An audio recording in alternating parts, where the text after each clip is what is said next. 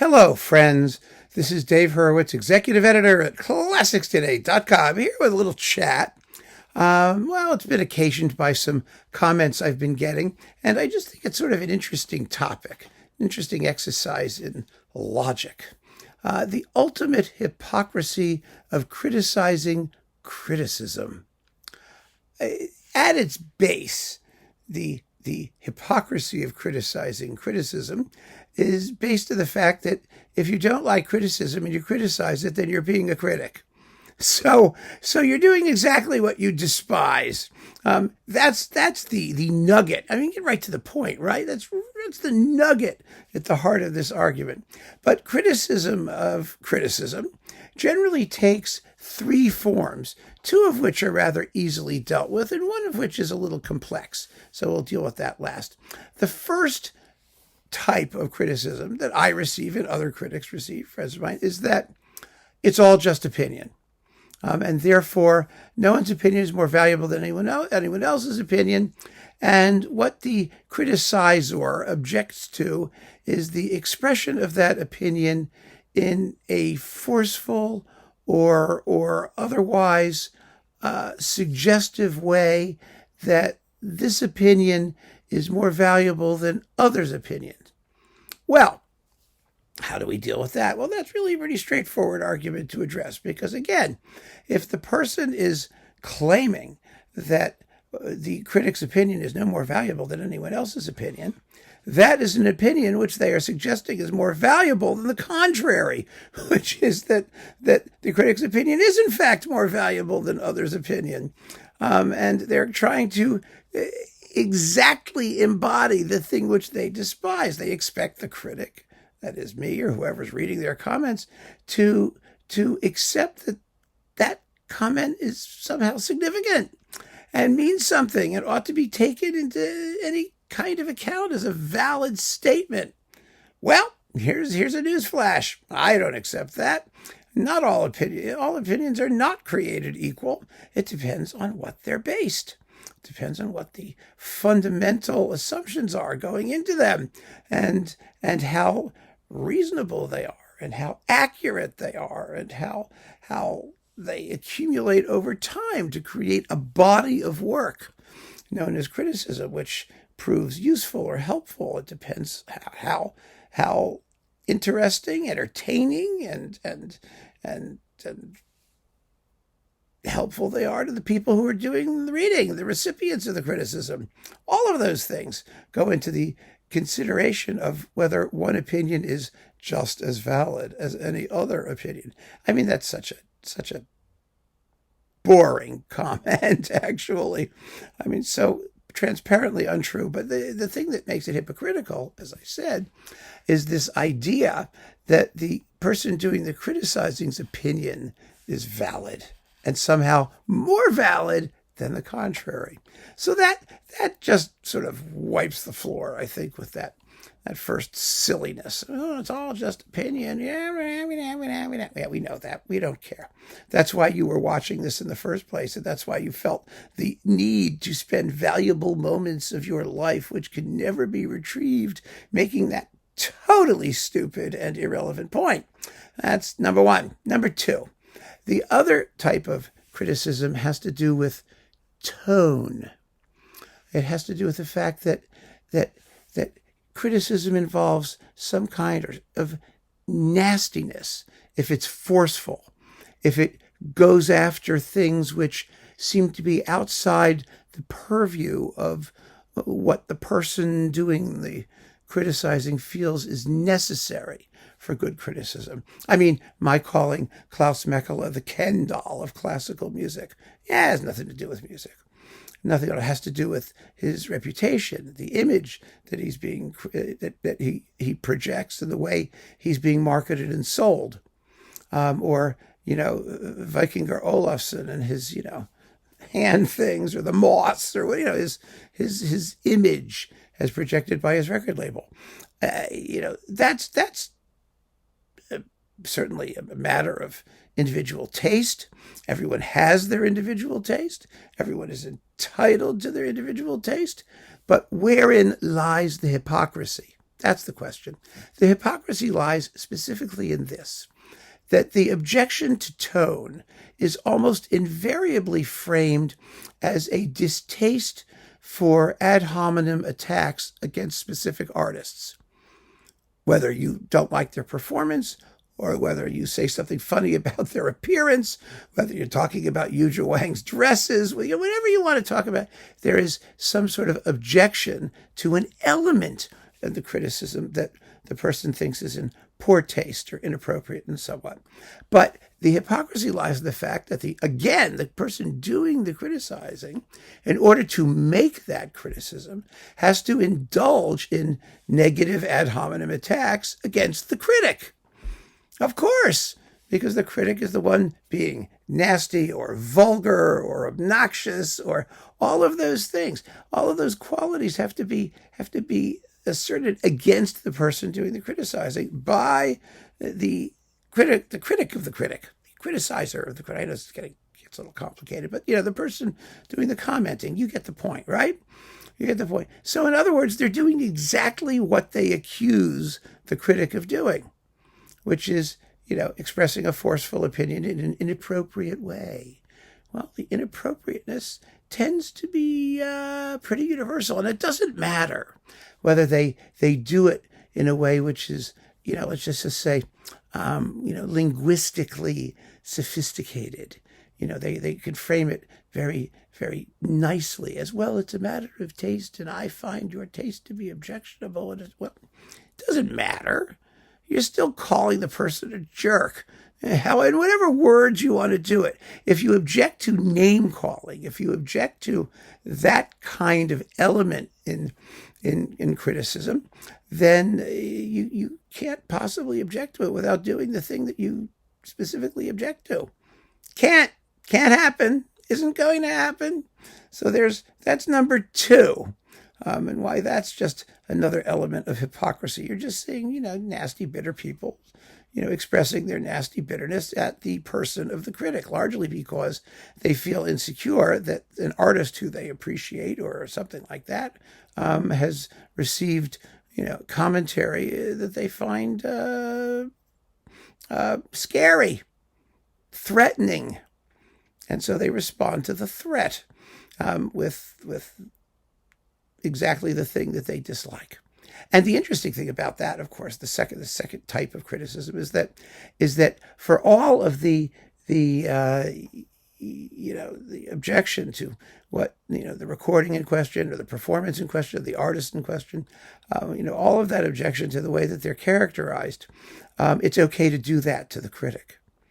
In other words, if I criticize artist X, then I therefore am open to being criticized as critic Y just because I criticized artist X.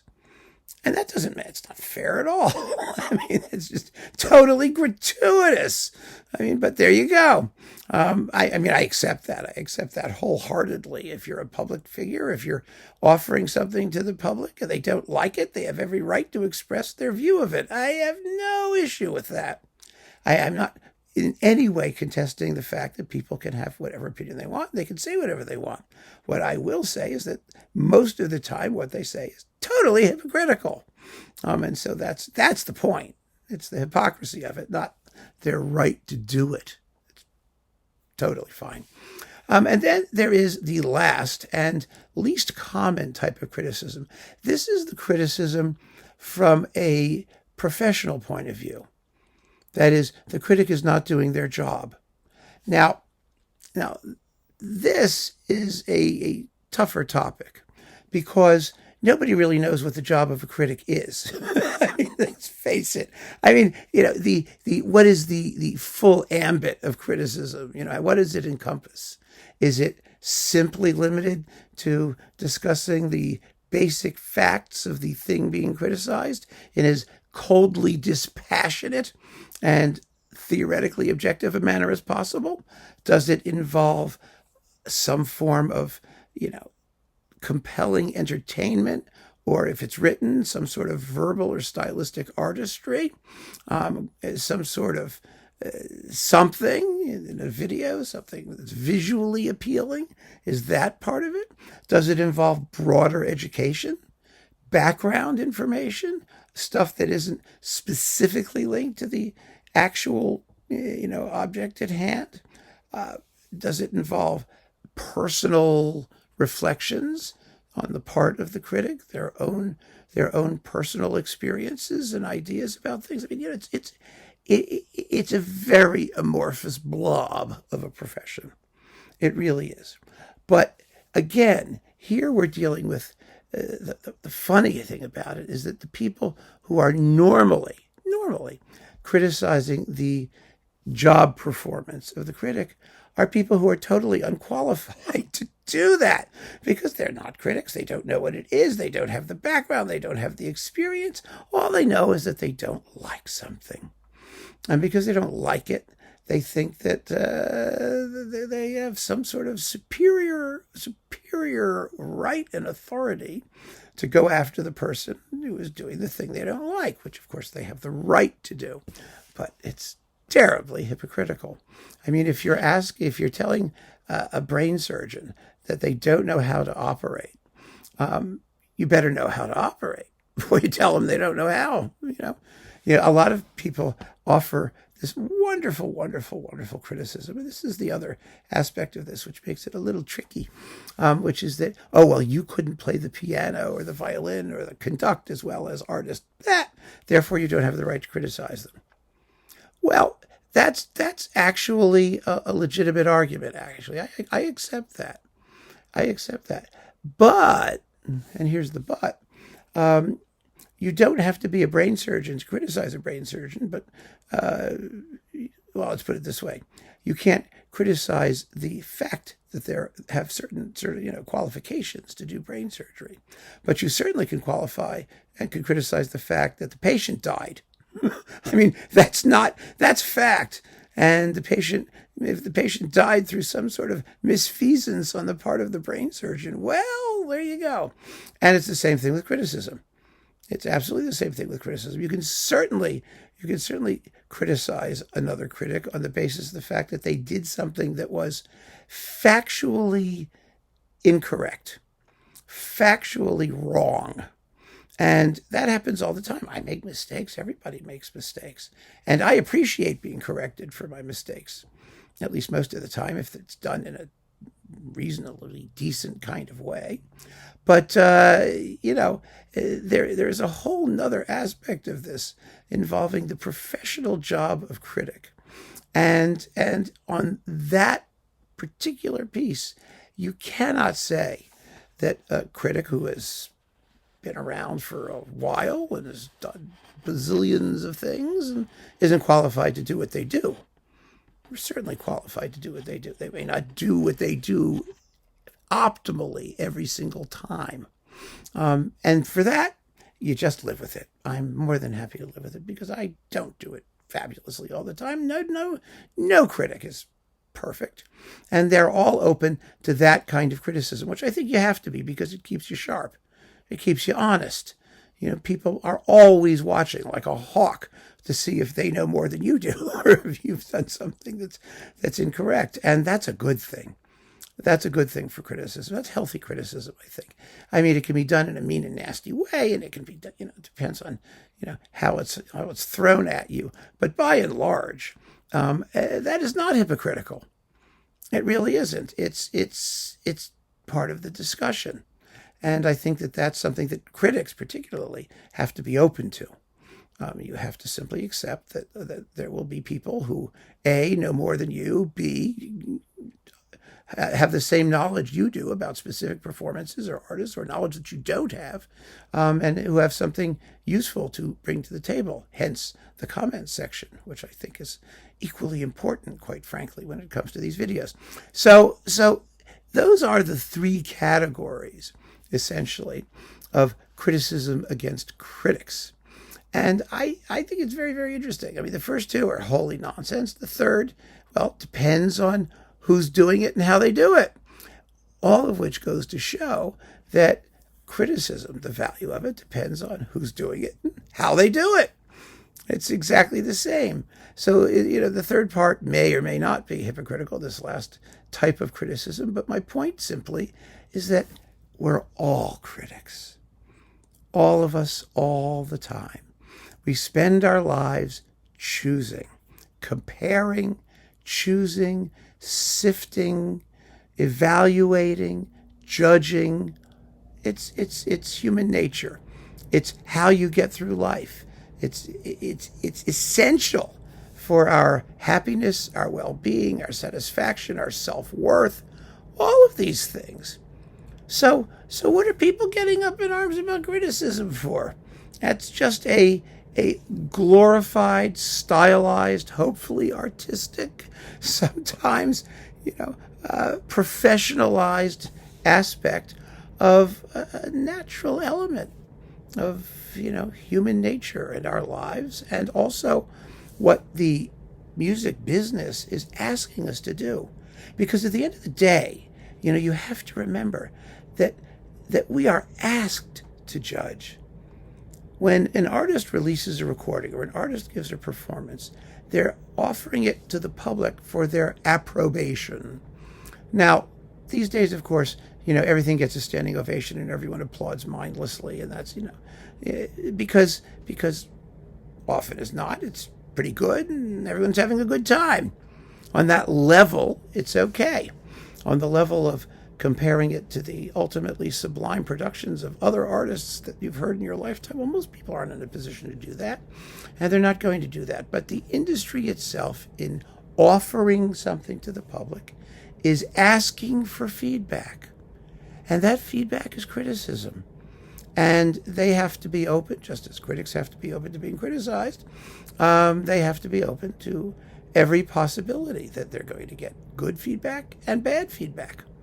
The industry today is so PR oriented that they have, I think, have lost the ability to really deal with bad criticism, bad feedback, because sometimes it's justified, sometimes it isn't, but it's going to happen.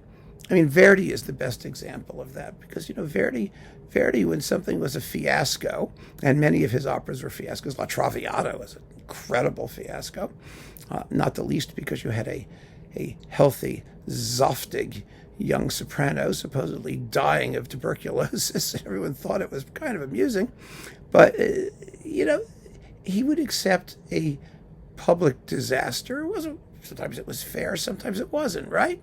I mean, some of these pieces that failed dismally at their first performances are masterpieces. But he would say, wait, the public has judged. Let's see how it works here with a different public. Because the public in the 19th century, in Italian opera houses, was not shy at expressing its opinion. And composers and artists simply had to understand that that's what was going to happen. And so you did your best to please them. I mean, and that's what critics are doing too. It's what I'm doing. It's what all critics do. You do your best to give your audience the information that they're asking for in a way that they enjoy, in a way that is fun for them to receive. And so, these first two kinds of criticism, your opinion is just an opinion, and your opinion is expressed in a way I don't like, are beyond risible. I love that word, risible, and absolutely uninteresting. The question of how well you're doing your job, that's something that I think is a very useful discussion. And I welcome that, because, the profession of criticism is just totally in the doldrums. I mean, it's just a mess. It's never been less respected and less talked about, less understood. And so, if I generate, for example, some controversy and some discussion about what the job of a critic is and the kind of stuff I should do, well, great. It can only be helpful. It really can, in my view.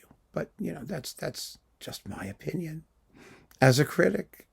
Anyway, I wanted to throw these ideas out there. This is just amusing. I know it's sort of an amorphous blob of discussion, But I got a bunch of comments recently, and I was thinking about it, and I just wanted to share my thoughts with all of you. So keep on listening, friends. Thanks so much for joining me, and for the criticism. Take care.